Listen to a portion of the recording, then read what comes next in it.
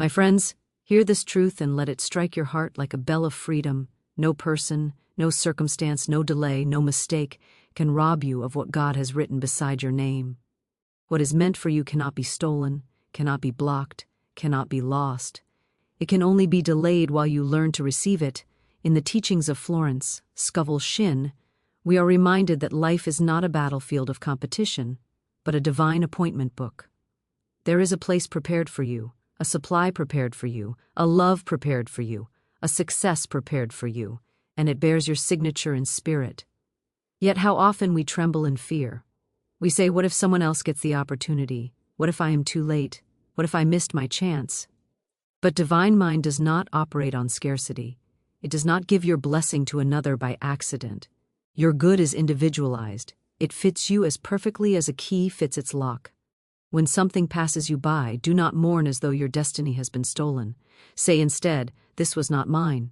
What is mine cannot miss me. For your good moves toward you with the precision of a magnet. Even detours, disappointments, and closed doors are part of divine navigation, guiding you to the exact door that opens without struggle. You do not need to fight for what belongs to you. You need to align with it. Fear repels, faith attracts, anxiety clouds the path, calm expectation clears it.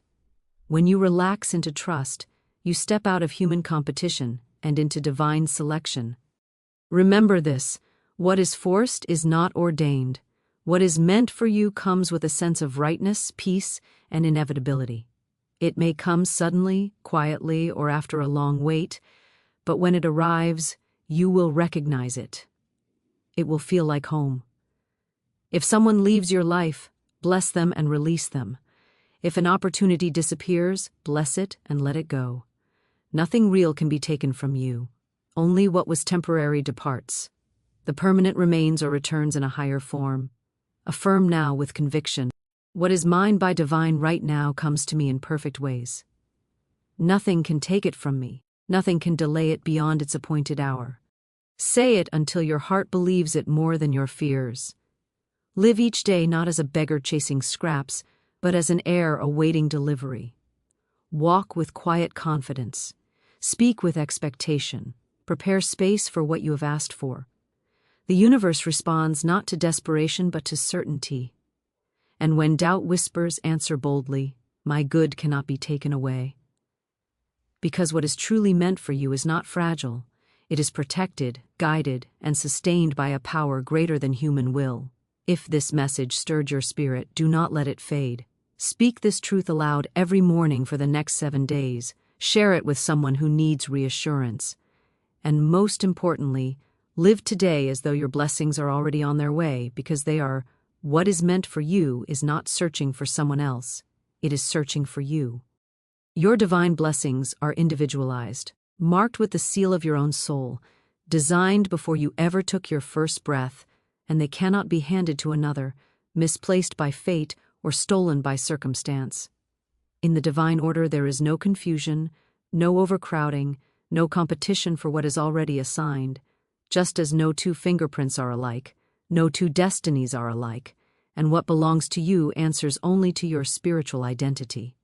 Many people suffer because they believe life is a race for limited prizes, a scramble where only the fastest or strongest receive the reward, yet spirit knows nothing of such scarcity. Infinite supply cannot be depleted, infinite love cannot be exhausted, infinite opportunity cannot be monopolized. Your good does not come from people, it comes through people. And if one channel closes, another opens, because the source remains unchanged. When you understand this, envy dissolves like mist in sunlight. You no longer look at another's success as evidence of your lack, but as proof of abundance in operation. Another person's blessing is not your loss, it is a demonstration that blessings exist. What is meant for you has your name written upon it in the invisible ink of divine law, and it will not respond to another's call. Even if someone attempts to take your place, imitate your gifts, or step into an opportunity you desired, they cannot occupy the space that was created for your unique expression. They may stand in the doorway for a time, but they will not fit the room. Life rearranges itself until the rightful occupant arrives. Often people say, they took what should have been mine. But nothing real can be taken from you. Only appearances shift.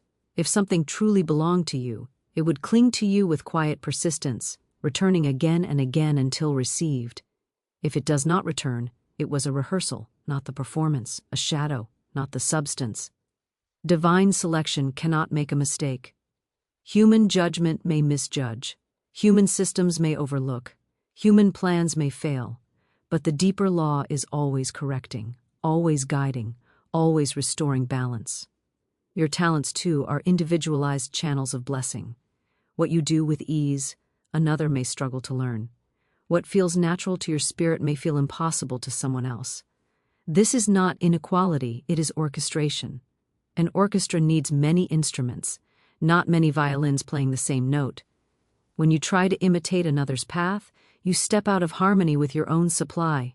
Your prosperity, your recognition, your fulfillment flow most freely when you accept the role designed for you. The world does not need another copy, it needs the original you were created to be. Fear arises when you forget this truth.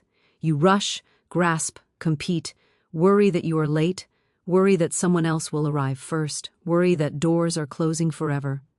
But divine timing is not governed by clocks. What is meant for you will wait until you are ready, and if you are delayed, it may even be held in reserve, preserved until you can receive it without fear. There are opportunities that would overwhelm you if given too soon, relationships that would falter without inner growth, responsibilities that would feel like burdens instead of blessings. Delay is often protection wearing the disguise of denial. Consider how naturally what is yours begins to feel. It does not require endless persuasion or exhausting struggle. There may be effort, but not strain, action, but not desperation. Doors open with surprising ease. Help appears unexpectedly. Coincidences multiply until you sense an unseen hand arranging details. You feel a quiet rightness, as though you are moving downstream rather than fighting the current. This is the signature of individualized good. It cooperates with your nature instead of violating it. When something is not meant for you, no amount of force can secure it permanently. You may grasp it for a season, but it will slip away, leaving confusion in its wake. Many people call this bad luck, yet it is often divine mercy. To hold what does not belong to you is to hold tension, because your spirit knows it is misplaced. Peace is the compass that indicates rightful possession.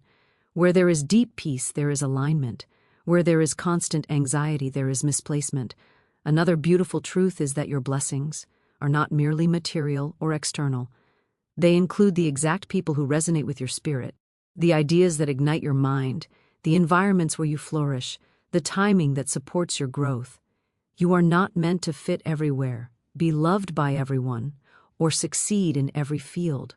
Selectivity is not rejection, it is precision. The universe is not excluding you, it is directing you toward the places where your presence is necessary and welcomed. Release the belief that you must chase what belongs to you. A magnet does not run after iron, it simply radiates its nature and the iron responds. Your task is not pursuit but alignment. When you think thoughts of lack, jealousy, or panic, you weaken the magnetic field. When you cultivate gratitude, confidence, and expectancy, you strengthen it. You become receptive rather than resistant. Good can then find you without obstruction. Sometimes blessings arrive in forms you did not anticipate. Because your good is individualized, it may not resemble another person's success. Comparing outcomes blinds you to your own treasure. One person's path may be public, another's quiet.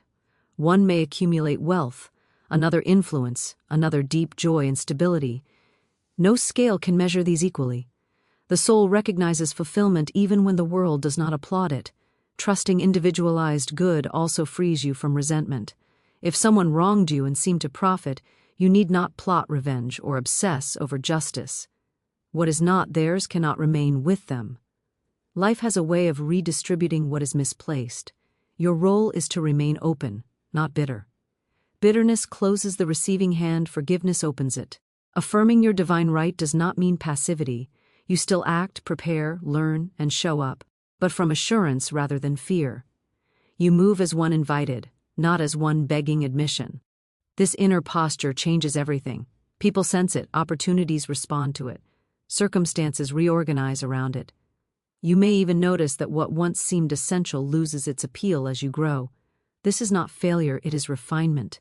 Your individualized blessings evolve with your consciousness.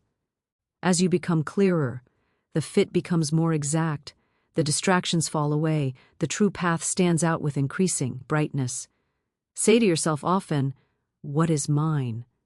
Knows where I am, and feel the relief of that statement settle into your body. You do not have to monitor every possibility or compete with every person. Your supply is guided, escorted, delivered through channels that cannot miss you. Even if you wander, even if you doubt, even if you pause, the thread remains attached, gently drawing you back toward your appointed good, weaving circumstances, encounters, ideas, and impulses into a pattern that reveals itself piece by piece.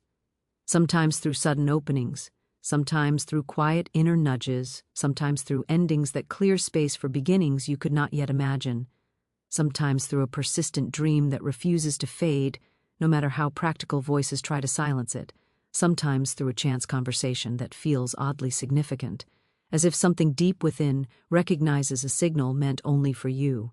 Delays and losses are not thefts of destiny, but redirections toward what truly belongs to you, quiet adjustments made by an intelligence that sees farther than human sight.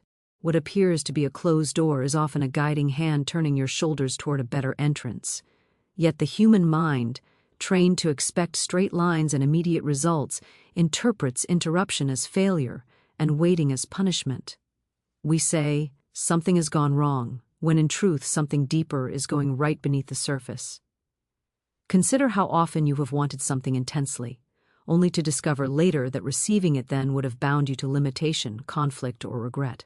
At the time, the loss felt sharp, almost personal, as though life itself had singled you out for disappointment. But time reveals hid unmercies. Paths you were denied become roads you are grateful not to have traveled. Opportunities that slipped away make space for ones that fit more cleanly, more peacefully, more completely. What you called loss was refinement. What you called delay was preparation. The seed does not accuse the soil of betrayal because it is not yet a tree. There is an unseen season of rooting, strengthening, organizing life below ground before any visible growth appears. If the seed were forced upward too soon, it would wither under conditions it was not ready to withstand.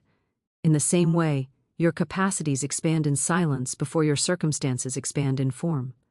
Skills develop, character deepens, clarity increases, resilience forms, and by the time the outer opportunity arrives, you have become someone who can sustain it rather than merely obtain it. Human perspective measures only what is visible, but divine perspective measures readiness. A door that opens prematurely can be more destructive than one that remains closed until the right moment. Many people receive what they asked for before they develop the wisdom to handle it, and the blessing becomes a burden, the success becomes a strain, the relationship becomes a conflict. Delay protects the integrity of the gift by ensuring the receiver has grown strong enough to hold it with balance. Loss, too, performs a mysterious function. It clears space. Life cannot fill hands that are already clenched around what no longer serves. Sometimes what leaves was never meant to remain, but its departure feels like emptiness because we had woven identity around it. Yet emptiness is not mere absence. It is potential waiting to be shaped. A room must be emptied before it can be redecorated. A field must be cleared before it can be replanted. The discomfort of transition is the sound of rearrangement. People often fear that time is running out, that opportunities are shrinking, that youth or chance has been wasted. But destiny is not governed by human timetables. There are flowers that bloom in spring, others in late summer, others in autumn, each perfectly timed for its nature. To judge one by the schedule of another would be absurd. Your unfolding has its own season.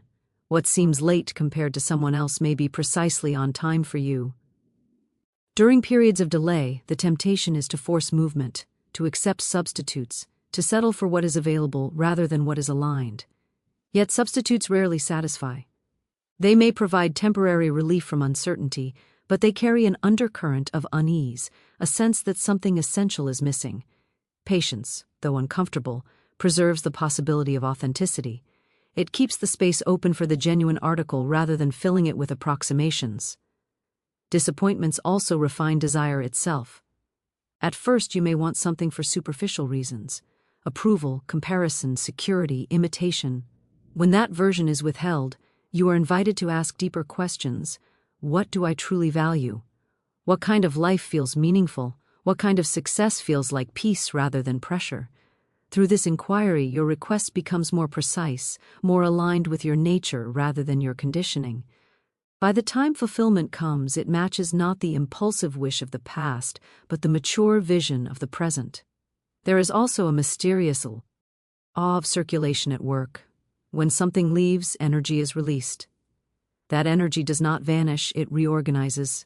Sometimes it returns in a higher form, sometimes it appears in an entirely different area of life. A relationship ending may open space for personal growth that leads to a new vocation. A job loss may push you toward creativity you would never have explored otherwise. What looked like collapse becomes transformation when viewed from a wider angle. Trust does not require understanding every detail. It requires willingness to believe that there is order even when you cannot see it. Just as a traveler trusts the pilot without seeing the cockpit instruments, you can trust the deeper guidance directing your course. Anxiety arises from the illusion that you must control everything to be safe. Peace arises from recognizing that you are being guided even when you do not know the destination. During uncertain periods, small signs often appear: unexpected help, intuitive nudges, coincidences that feel meaningful, moments of clarity that cut through confusion. These are like lanterns along a dark path, illuminating only the next step rather than the entire journey. If you insist on seeing the whole map before moving, you remain stuck. If you accept the light available now, the path gradually reveals itself. Comparison intensifies suffering during delays. Watching others move ahead can create the illusion that you have been left behind. Yet you are not on the same journey. Another person's timing reflects their lessons, their readiness, their role. Your path may require experiences they never encounter. To compare timelines is to misunderstand purpose. Acceptance of redirection does not mean passivity or resignation. It means cooperating with the flow rather than resisting it. You still take action, but you act from responsiveness rather than panic. You listen inwardly, adjust outwardly, remain flexible. Rigidity breaks under pressure, flexibility bends and survives. Even grief has its place in this process. When something meaningful ends, sorrow acknowledges the value it held. Suppressing that feeling does not accelerate healing, it merely postpones it. Allowing yourself to feel fully creates movement, and movement prevents stagnation. Emotions, like weather, pass through when not resisted. Gradually, often so gradually you hardly notice, a new direction takes shape, interests shift, opportunities emerge, connections form, confidence rebuilds. What once felt like a void begins to feel like open space. Possibility replaces fear. Curiosity replaces regret. You realize you are not starting from nothing but from experience enriched by everything that came before. Then one day you may recognize that the path you are on now could never have been reached without the earlier detours. The skills, insights, resilience, and clarity you gained through delay become essential tools for navigating the present. What once seemed like wasted time reveals itself as foundation. What once felt like loss reveals itself as liberation from what would have confined you. Seen from this perspective, nothing is truly wasted. Even mistakes contribute information. Even wrong turns expand awareness. Even pauses restore strength.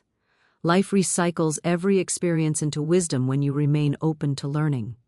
You begin to sense that there is a larger pattern at work, one that does not rush yet never stops, one that balances patience with inevitability, one that honors both your effort and a power beyond your effort, one that shapes circumstances through subtle adjustments rather than dramatic interventions, one that leads you not merely to external achievements, but to a life that feels coherent, integrated, deeply yours, where each piece seems to belong with the others, as though placed by an unseen hand arranging the mosaic tile by tile, until an image emerges that could not have been recognized while only fragments were visible. Faith, not force, aligns you with what is already appointed for your life, because force operates from fear while faith operates from certainty. Force says, I must push, control, manipulate, and struggle, or I will lose my chance. Faith says, what is mine cannot pass me by. and I move toward it with calm expectancy. One tightens the body and clouds the mind, the other relaxes the spirit and sharpens perception. When you are forcing outcomes, you are trying to make life obey your anxiety. When you are living in faith, you are cooperating with a current that is already moving in your favor. Many people mistake tension for effort and desperation for determination. They exhaust themselves trying to pry open doors that resist them, convinced that persistence alone guarantees success. Yet there is a difference between inspired action and strained exertion. Inspired action feels purposeful, clear, almost energized by an unseen support. Strained exertion feels heavy, confusing, accompanied by doubt and urgency.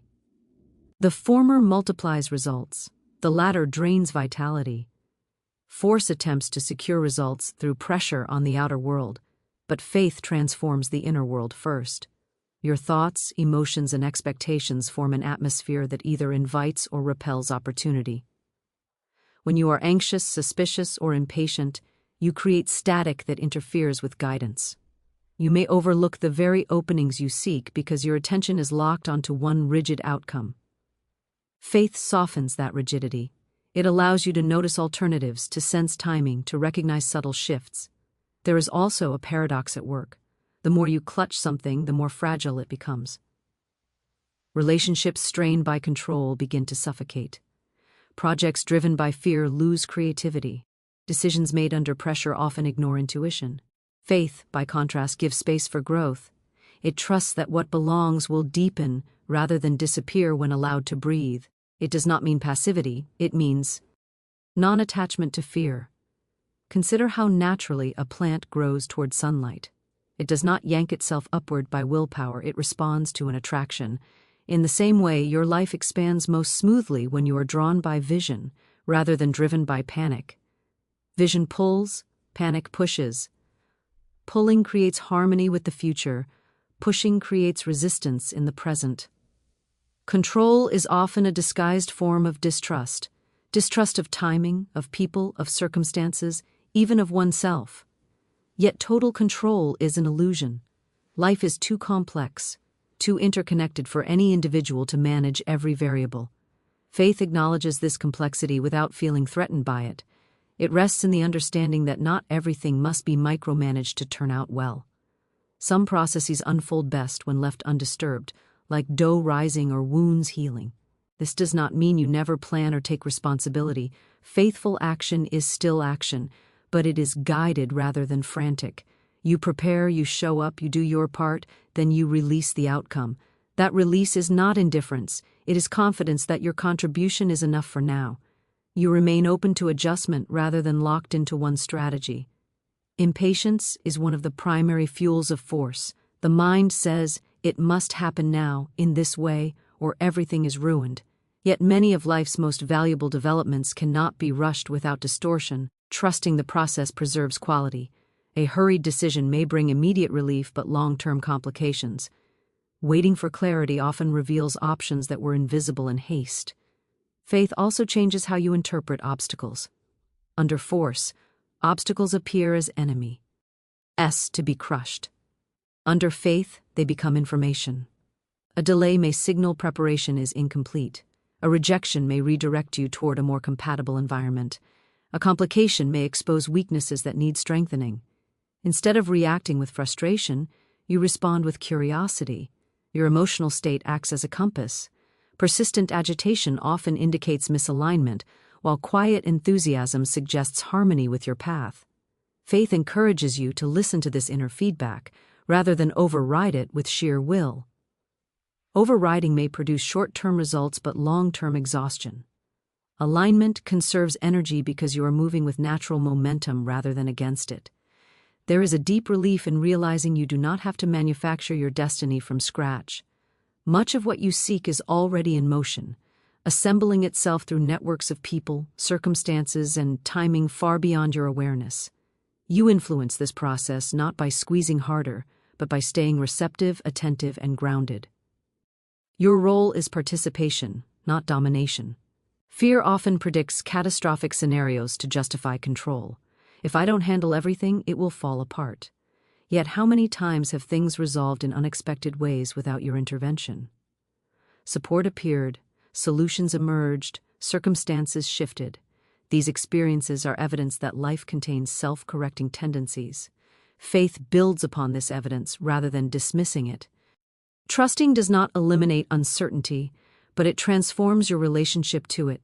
Uncertainty becomes space for possibility rather than a void of danger. You learn to function without constant reassurance, to act without guarantees, to rest without knowing every outcome. This flexibility is a form of strength far greater than rigid control, because it allows you to adapt to changing conditions without breaking. When you operate from faith, your presence itself becomes calmer, and this calm influences others. People respond more openly, collaboration becomes easier, conflicts de-escalate. Force provokes resistance, steadiness invites cooperation. The energy you carry shapes the interactions you experience. There is also a creative dimension to faith. Anxiety narrows attention to threats. Trust widens attention to opportunities. In a relaxed state, the mind connects ideas more freely, imagination becomes available, insight arises spontaneously. Solutions that seemed impossible under pressure become obvious when tension dissolves. Letting go of force does not mean abandoning ambition or desire, it means purifying them of fear. You still care deeply, but you are not consumed by the outcome. You can work intensely without becoming rigid, pursue goals without losing balance, strive without losing peace. Over time, repeated experiences of guided outcomes strengthen confidence. You begin to expect things to work out, not from naive optimism but from lived evidence. Even when challenges arise, you do not interpret them as signs of impending disaster, but as temporary conditions within a larger movement toward resolution. This orientation allows you to persist without burnout. Force burns like a flare, bright but brief. Faith burns like a steady flame, less dramatic but enduring. It sustains effort across long distances because it is not fueled by panic but by purpose. Eventually, you may notice a subtle shift. Instead of asking, "How can I make this happen?" you begin asking, "How can I align with what wants to happen?" This question opens a dialogue with intuition, with observation, with the quiet signals embedded in daily experience. You become less of a commander and more of a participant in a collaborative unfolding, moving step by step with attentive awareness, adjusting course when necessary, trusting pauses as much as progress, sensing when to act and when to wait, allowing outcomes to crystallize through a combination of intention and receptivity, discovering that the path ahead reveals itself most clearly not to the one who pushes hardest, but to the one who listens deeply and walks forward with steady, unhurried conviction.